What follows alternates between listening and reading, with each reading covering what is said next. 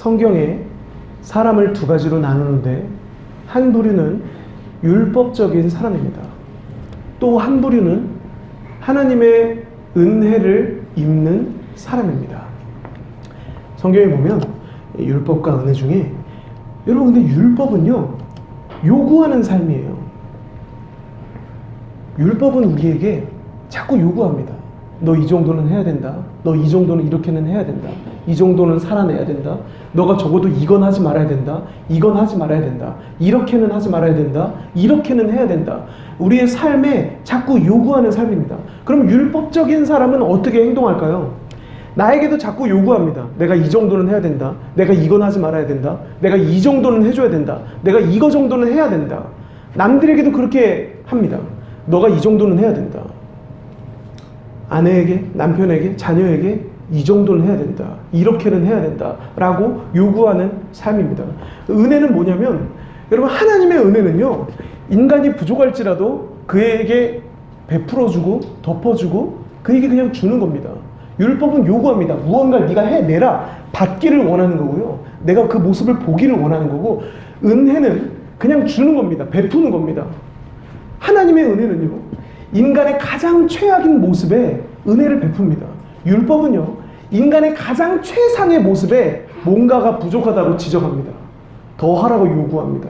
그래서 여러분 율법적인 사람의 눈에 마음에 들 수는 없습니다. 내가 율법적인 마음을 갖고 있다면 누구도 내 마음에 들지 않을 겁니다. 그처럼 율법은 만족하지 못하고 계속해서 요구하는 성향을 가지고 있고 은혜는 아무리 부족해도 덮어주는 게 은혜입니다. 아무리 죄인이어도 아무리 부족해도 그 사람의 죄를 용서하고 사랑해주고 은혜 베푸는 게 은혜예요. 성경에서 가늠하다 잡혀온 대낮에 가늠하다 잡혀온 여인이 있었어요. 이스라엘 율법대로면 모두 다 돌을 들어서 쳐 죽이는 겁니다. 그때에는 그렇게 돌을 들어서 살인을 해도 그 사람이 범법했다라고 말하지 않습니다. 당연히 해야 할 일을 했다라고 말하는 게 율법입니다. 아니 간음을 했는데 당연히 돌을 들어서 쳐 죽여야지. 사람들 다 보는 앞에서 비참하게 죽어야지. 이게 율법입니다. 근데 이 율법대로 예수님이 하지 않으시고 간음하다 잡혀온 여인에게 나도 너를 정죄하지 아니하노니 평안히 가라. 그리고 다시는 범죄를 하지 말라. 예수님의 이 말은 내가 너의 죄를 다 사하고 씻고 용서한다. 그리고 너가 이 용서를 가지고 나아간다면 죄를 범하지 않을 거야. 죄를 안 범하는 힘이 너에게 앞으로 생길 거야. 나의 용서를, 나의 사랑을, 나의 씻어줌을 기억하거라 라는 마음으로 그렇게 말씀하신 거예요. 여러분 율법은요 자꾸 정죄합니다. 손가락질하고 판단하고 누군가 뭐가 잘못했다. 누가 뭐가 잘못했다. 누가 뭐는 잘하는데 뭐는 잘못했다. 이렇게 정죄하는 겁니다. 은혜는요 정죄하는 게 아니라 건져내 줍니다. 아 뭐가 어렵니? 너가 어떤 게 못하니? 너가 어떤 걸 실수하니? 그럼 거기서 도와주는 거예요. 구원, 건져내는 거예요. 도와주는 거예요. 일어나게 도와주는 거예요. 사람이 잘못했을 때 너 왜 그럼 잘못했냐라고 말하는 게 아니라 그럼 내가 도와줄게. 같이 일어나자. 너 일어나자. 여러분 예수님도 하나님도 우리에게 이와 같이 하십니다. 너 왜 넘어졌어? 너 내가 10번이나 은혜 줬고 수십 번 은혜 줬는데 너 왜 또 넘어졌어? 너 왜 그래? 하고 정죄하는 게 아닙니다. 하나님이 가서 그 사람 다시 일으킵니다. 50번, 56번, 57번 넘어졌니? 그럼 내가 58번 일으킨다. 내가 끝까지 일으키고 끝까지 사랑해서 너를 이 죄에서 벗어나게 할 거야. 난 끝까지 너를 사랑하고 끝까지 너를 일으킬 거야 라고 하나님이 말씀하세요. 이처럼 여러분 율법과 은혜는 아주 정반대입니다. 오히려 마귀는 율법을 사용합니다. 율법을 사용해서 우리를 자꾸 정죄합니다. 너 이런 죄 지었잖아. 너 이렇게 부족하잖아. 너 이렇게 연약하잖아. 너 이런 말도 했잖아. 너 이런 행동하잖아. 너 이 정도도 못 미치잖아. 너 이 정도는 했어야 되는데 그 정도 아니잖아. 자꾸 우리에게 정죄하시면서 우리의 힘을 뺍니다. 우리를 자꾸 아래로 내려가고 자신감이 없고 힘이 없게 사람을 침륜하고 낙담하게 하는 것이 바로 마귀가 율법을 통해서 공격하는 방식입니다. 하나님은 어떤 죄인에게도 일으킵니다. 용기를 줍니다. 힘을 줍니다. 아무리 망했어도 망나니같이 살았어도 넌 할 수 있다. 내가 너를 돕는다. 내가 너를 일으킨다. 언제나 힘을 주시는 분이 바로 하나님이고 하나님의 방식이 은혜의 방식인 줄로 믿습니다. 율법은요 냉철합니다. 은혜는 따뜻하고 사랑을 줍니다. 율법은 냉철합니다. 못했어? 그럼 아니야. 너 안 돼. 넌 나와 대화할 수 없어. 넌 나와 함께 할 수 없어. 너가 그 정도 안 되면 난 너 안 돼. 은혜는요 사랑해주고 덮어주고 같이 가주는 겁니다. 다음, 율법은요 나의 노력으로 사는 삶입니다. 율법적인 삶은요 내가 이만큼 수고하고 내가 이만큼 노력하고 내가 이만큼 고생하고 내가 이만큼 해서 내 노력을 자랑하고 내 노력에 힘을 기울이고요 내 노력을 늘 바라보면서 내가 얼마만큼 하고 있나, 내가 이만큼 하고 있나, 내가 이만큼 잘하고 있나, 저 사람은 얼마만큼 하고 있나, 저 사람은 저만큼 하고 있나, 저만큼 잘하고 있나, 저 사람은 어느 정도인가. 늘 사람이 얼마나 의지를 가지고 노력했는가, 얼마나 노력했는가에 집중하면서 사는 삶이 율법 아래의 삶입니다. 근데 여러분 은혜는요 하나님의 은혜를 바라봅니다. 내가 얼만큼 얼만큼 노력했는가, 얼만큼 수고했는가가 아니라 하나님, 제가 하나님을 의지합니다. 은혜 베풀어 주십시오. 은혜 베풀어 주옵소서. 은혜 없으면 안 됩니다. 하나님의 은혜가 필요합니다. 여러분 하나님의 은혜가 필요해서 하나님께 은혜를 구하면은요 무언가를 해낼 수 있는 힘을 주세요. 은혜는요 결코 무책임하게 가만히 있겠다 이게 아닙니다. 은혜는요 아버지 은혜가 필요합니다. 하나님의 은혜만 의지합니다. 하나님만 바라봅니다. 하면 그냥 주님만 바라보다 끝나는 게 아니라 내가 맡겨진 그 수많은 모든 일을 훨씬 더 지혜롭고 탁월하게 할 수 있는, 해낼 수 있는 지혜와 재능과 힘을 하나님이 주십니다. 그것으로 말미암아 하게 됩니다. 그래서 하나님께 영광을 돌리게 됩니다. 근데 이 은혜가 없이 그냥 나의 노력, 나의 의지로만, 율법으로만 사시는 분들이 있습니다. 그렇게 되면 여러분 무언가를 하고 나서도 내가 이 정도는 했는데 이런 대우가 맞아? 내가 이 정도 사람인데 내가 이 정도로 수고했는데 섭섭한 거예요. 서운한 거예요. 남이 인정해주지 않으면 그게 마음이 상하는 거예요. 내가 이 정도 했는데 어떻게 나한테 이럴 수 있어? 예, 이처럼 율법과 은혜의 삶은요 서로 완전히 상반됩니다. 율법은요 계속해서 요구하는 겁니다. 여러분 누군가에게 그리고 여러분에게 요구하지 않으시기를 축복합니다. 아내에게, 남편에게, 자녀에게 자꾸 요구하는 것을 그만두시기를 바라요. 그냥 사랑해 주시고 그냥 은혜를 주시면요 바르게 잘 크고 바르게 잘 세워지게 되어져 있습니다. 사람은 그렇습니다. 여러분 자녀에게요 만약에 여러분이 계속해서 사랑해주고 은혜를 베풀고 사랑해주고 마음을 써주고 같이 해주고 그 사랑의 마음을 자녀가 알 때까지 계속해서 따뜻하게 사랑해주고 같이 있어준다면 그 자녀는 올바른 행위를 누가 말해주지 않아도 올바른 행위를 하고 온전한 행위를 하면서 걸어갑니다. 사랑은요, 은혜는요 올바른 행위를 만들어냅니다. 근데 너 이거에 이렇게 자꾸 하면 오히려 그걸 안 하고 싶은 반항심이라는 게 이 안에서 올라와서 오히려 그렇게 말해주는데도 다른 길로 갑니다. 그래서 여러분 요구가 사람을 살리지 않습니다. 많은 사람이 생각합니다. 자녀에게 아주 율법적으로 강하게 밀어붙이면 자녀가 정신 똑바로 차리겠지. 넌 이렇게 하지 마, 이렇게 하지 마, 이렇게 하지 마 매일 말해주고 넌 이렇게 살아, 이렇게 매일 말해주면 자녀가 가장 자라나겠지 라는 생각을 사람들이 합니다. 하지만 여러분 그러한 율법적인 요구에 사람의 이 육신이라는 것은요 반항심을 불러일으키고 오히려 죄의 유혹을 더 받습니다. 죄져야지 하는 더 다른 걸 생각하는 이 반항심을 가지게 됩니다. 그래서 로마서에 이렇게 말하고 있습니다. 우리가 육신에 있을 때에는 율법으로 말미암는 죄의 정욕이 우리 지체 중에 역사하여 우리로 사망을 위하여 열매를 맺게 하였더니 아멘. 예, 율법이 있으면 죄 안 짓는다라고 사람들이 생각하는데 오히려 율법으로 말미암아 죄의 정욕이 지체 중에 역사한다라고 말하고 있습니다. 율법으로 말미암아 이 정욕이라는 게, 욕심이라는 게, 죄라는 게 우리에게 오히려 더 유혹하고 우리를 더 역사해서 사망을 위해 열매를 맺게 한다라고 로마서 7장은 말하고 있어요. 여러분 이게 제가 7장 5절을 가져왔는데요. 7장 5절부터 7장 한 15절까지 쭉 보시면 그 내용이 다 이런 내용입니다. 율법으로 말미암아, 계명으로 말미암아 내가 사망에 이르게 되었다. 내가 오히려 더 더러워졌다. 내가 오히려 더 죄짓지 아니하고자 하는데 더 죄를 짓는다. 내가 율법을 생각하면서 정신 차리고 똑바로 살아야지 하는데 오히려 내가 더 무너진다 라는 말이 7장 전체에 나와 있어요. 그래서 여러분 사람을 진정으로 바꾸는 거는요, 은혜가 바꿔요. 로마서 7장 11절에도 이렇게 말하고 있어요. 죄가 기회를 타서 율법 계명으로 말미암아 나를 속이고 그것으로 나를 죽였는지라. 예, 죄는요 율법을 통해 들어옵니다. 네? 이거 하지마, 이거 하지마, 이거 하지마 라고 말을 듣는 그 아이는 오히려 죄가 더 많이 유혹할 수 있습니다. 엄마가 아빠가 이거 하지 말라고 했어, 이거 하지 말라고 했어, 이거 하지 말라고 했으면 그걸 하고자 하는, 그걸 한번 궁금해하는, 해보고자 하는 죄의 유혹이 더 많이 들어오게 되어져 있습니다.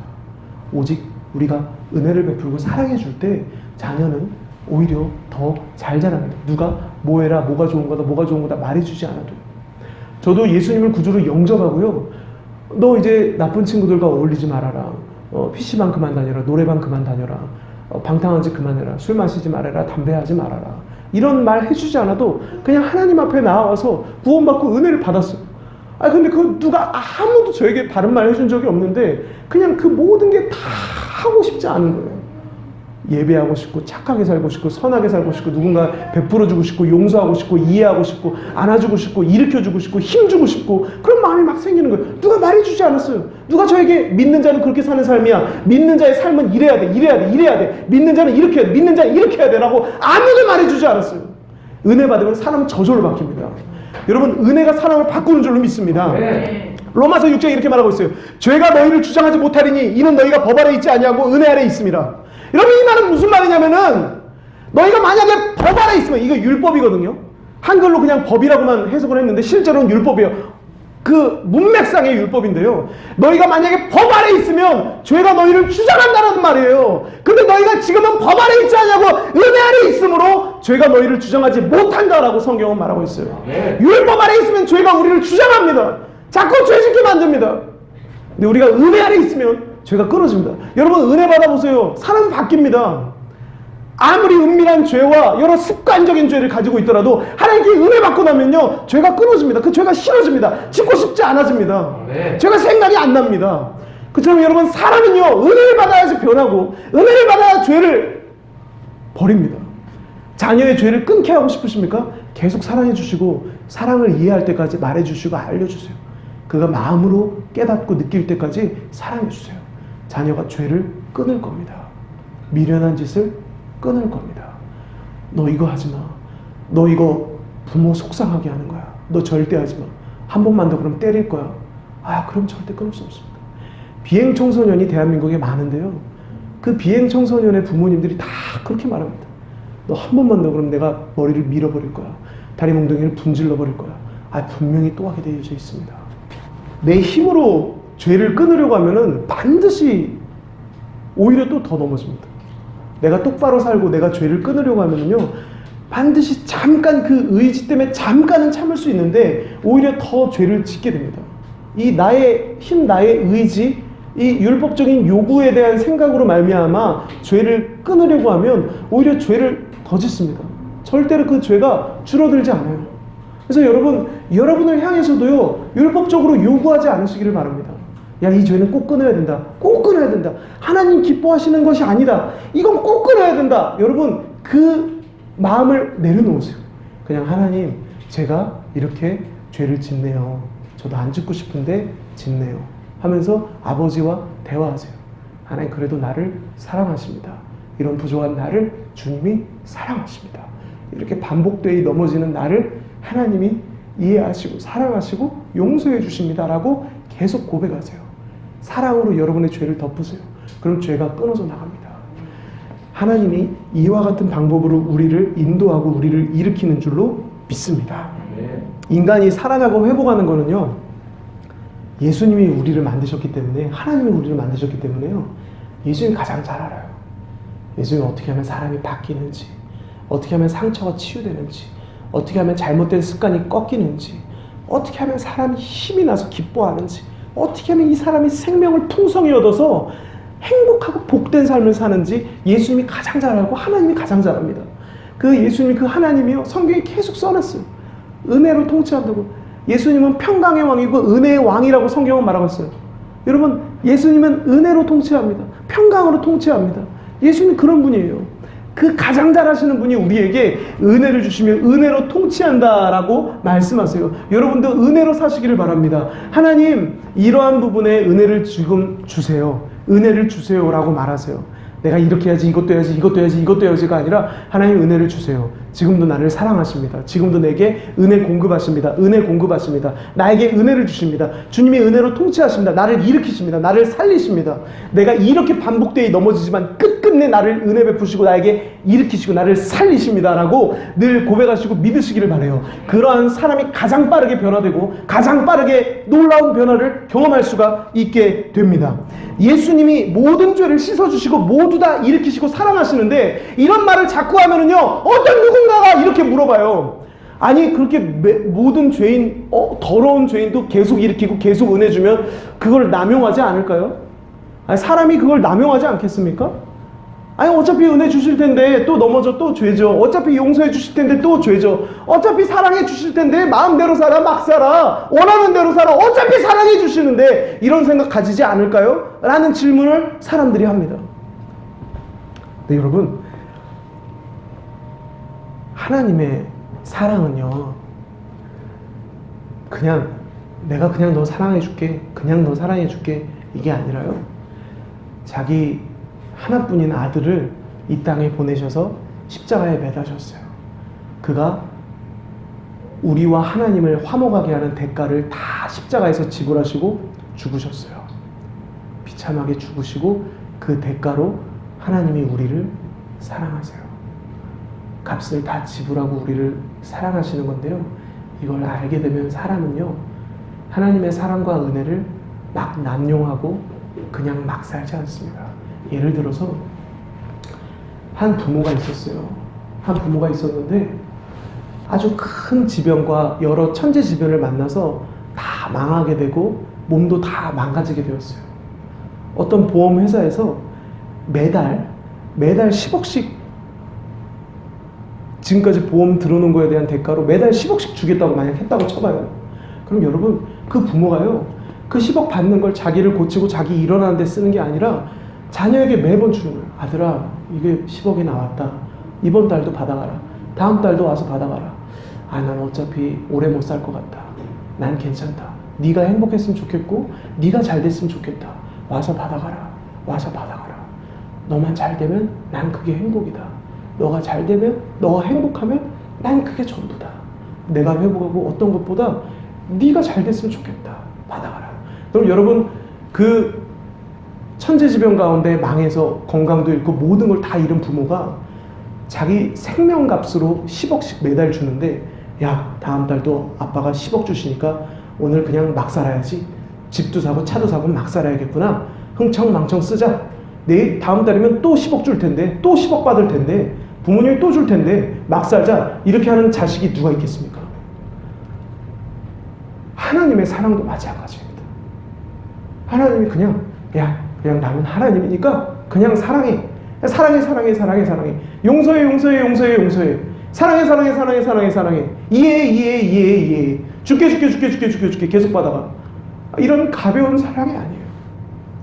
자신의 아들을 십자가에 내어주고 자신의 전부를 다 희생해서 그 대가로, 그 치른 값으로 우리에게 사랑을 주고 우리를 일으키고 우리를 다시 용서하고 우리를 다시 축복하는 거예요.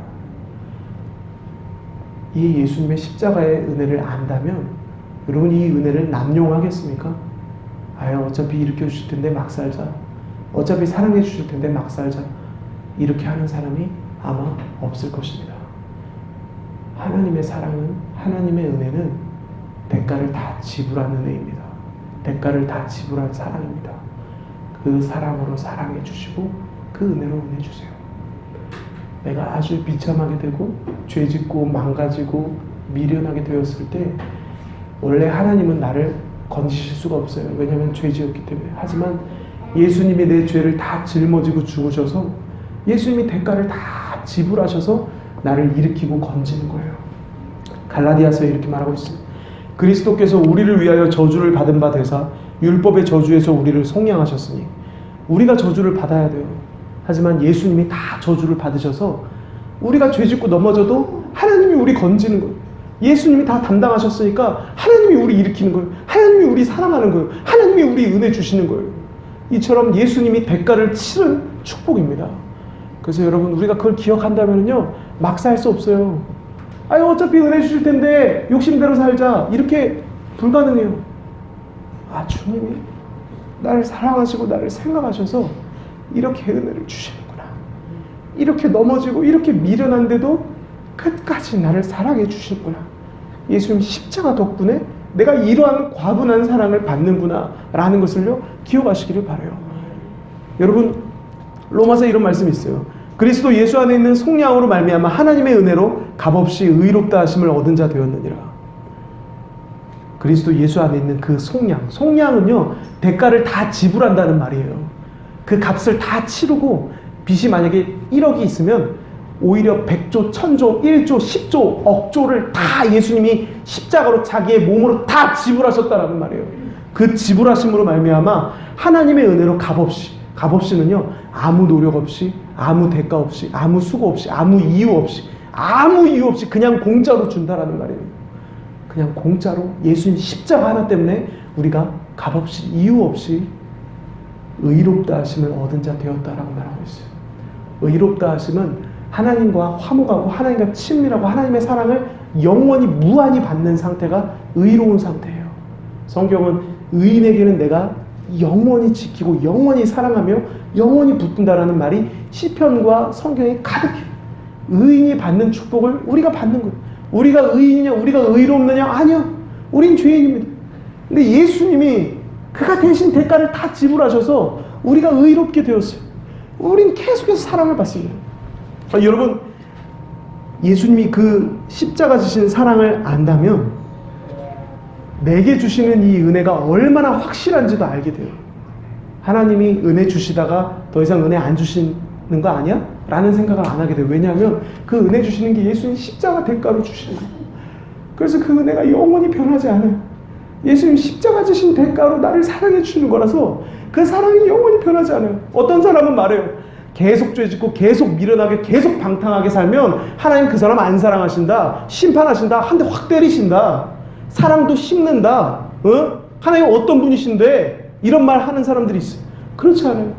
내 어떤 죄도 예수님의 십자가 사역보다 크지 않아요. 내 아무리 큰 죄도 그 십자가에서 흘리신 핏방울 한 방울보다 작아요. 그래서 어떤 죄를 짓고 어떻게 무너지든 하나님 예수님 십자가로 말미암아 끝까지 사랑하고 끝까지 일으키는 거예요. 끝까지 축복하는 거예요. 여러분, 이처럼 이 하나님의 사랑이 어디로부터 왔는지, 예수님 십자가로부터 왔는지를 기억하시길 바라요. 이것 때문에 하나님이요, 우리에게 언제나 따뜻하세요. 우리를 언제나 사랑하세요. 우리를 언제나 기뻐하세요. 우리를 언제나 축복하세요. 언제나 우리에게 웃으세요. 우리를 언제나 이해하시고 언제나 일으키세요. 인간은 50번, 100번, 1000번 넘어지면 야, 너는 안 될 놈이구나. 넌 그냥 이렇게 망가지고 망가진 인생은 살 놈이구나. 이런 생각을 하고 그냥 버리게 돼 있어요. 근데 여러분, 하나님은 그렇지 않아요. 예수님이 십자가에서 대가를 지불했기 때문에 1000번, 10,000번 넘어져도 끝까지 다시 가서 일으키고 내가 널 포기하지 않는다. 난 너에게 모든 것을 다 걸었다. 난 널 일으킨다. 난 널 축복한다라고 하나님이 말씀하세요. 그리고 일으키시는 하나님인 줄로 믿습니다. 여러분, 그런 하나님이 여러분의 아버지다라는 걸 꼭 생각하세요. 꼭 기억하시길 바라요.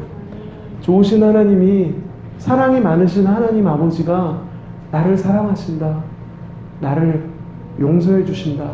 나의 미련하고 나의 부족한 것을 다 가리워 주시고 나를 기뻐하신다. 나를 일으키신다. 나를 사랑하신다. 라는 생각을 많이 하시길 바라요. 그래야 여러분이 누군가에게 사랑의 사람이 될 수 있습니다. 용서의 사람, 덮어주는 사람, 은혜의 사람이 될 수 있습니다. 사랑을 많이 받은 자가 사랑의 사람이 됩니다. 인간은 백지이기 때문에 사랑을 누군가에게 받지 않았다면 누군가에게도 사랑을 줄 수가 없습니다. 은혜 아래, 사랑 안에 계속해서 자라가십시오. 성경도 그렇게 말하고 있어요. 은혜 아래 자라가라. 그러면 여러분이 은혜로운 사람이 됩니다. 누군가에게 한없이 베풀고 모두가 야, 저 사람이랑 왜 어울려? 저 사람 정말 세상에 찌끼 같은 사람, 쓰레기 같은 사람인데 왜 저 사람이랑 어울려라고 수십, 수백 명이 말할지라도 단 한 사람 그에게 가서 사랑해주고 기다려주고 덮어주고 용서해주고 이해해주는 한 사람이 여러분이 될 거예요. 하나님의 사랑을 많이 받으면 여러분을 하나님이 그렇게 바꾸어 가세요. 저절로 그렇게 바뀝니다. 우리 모두가 그런 하나님의 사랑을 많이 알고 이해하는 우리 모두가 되기를 축복합니다. 네.